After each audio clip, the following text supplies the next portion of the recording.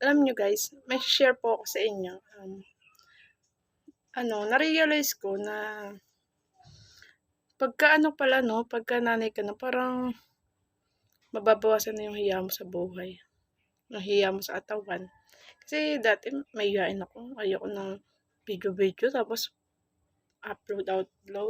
Depende na lang kung yung moment na halimbawa, mamamasyal kami sa ganyan lugar o sa ganito. Yun talaga, nagbibideo talaga kasi yan parang kumbaga moment mo yun na pwede mong balikan kung sakaling nalulungkot ka or basta yung nagmo-moment ka mag-isa, syempre gusto mong balikan yung mga ganong yung scenario niya, di ba?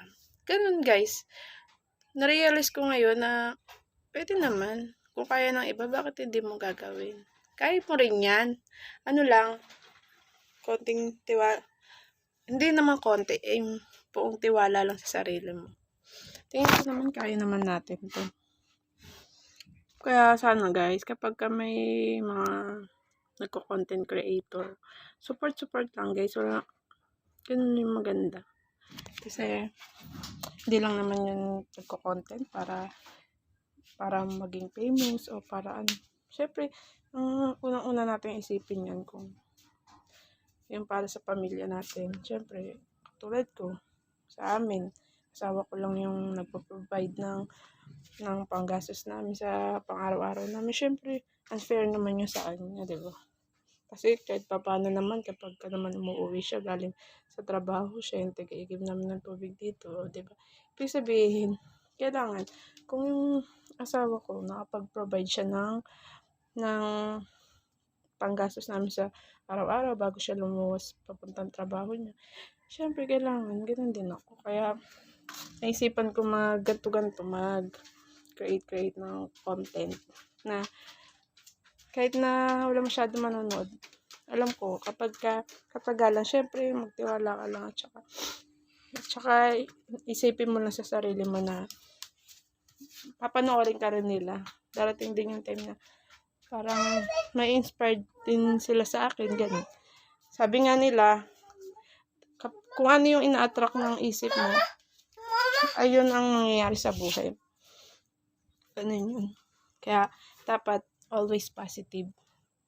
Kung mahihiya, nakahiya naman talaga. Kahit sino naman talaga mahihiya. Yung iba pa nga, pagtatawanan ka. Kasi syempre, si Lenlen, parang ano lang yun na ngayon. Ito na, gumagawa-gawa na rin ng video. Yun nga lang, walang nagla-like, walang okay lang. Okay lang yun.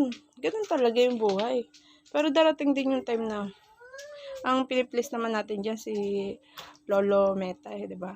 Kung ma-monetize man ako, swerte ko, swerte namin, magkakaroon na rin kami hindi na kami mahihiya ma-video, syempre.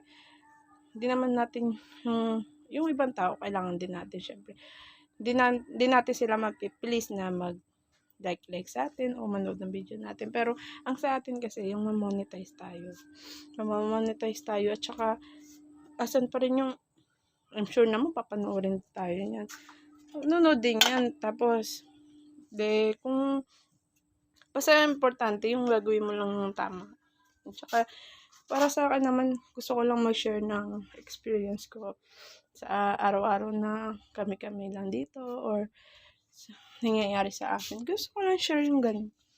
Ganun lang naman. Kaya sana, support lang guys. Kasi, gusto ko lang ma-monetize. Pag na-monetize na ako, gagawa-gawa ako ng video. Siyempre, pagka naging yung kumikita-kita na rin ako sa mga ganito, siyempre, pag magkakaroon ako ng mga parapol, pag-games, siyempre, hindi ako makakalimot sa mga taong sumusuporta sa akin. Kaya, kaya natin yan, guys. Bye-bye!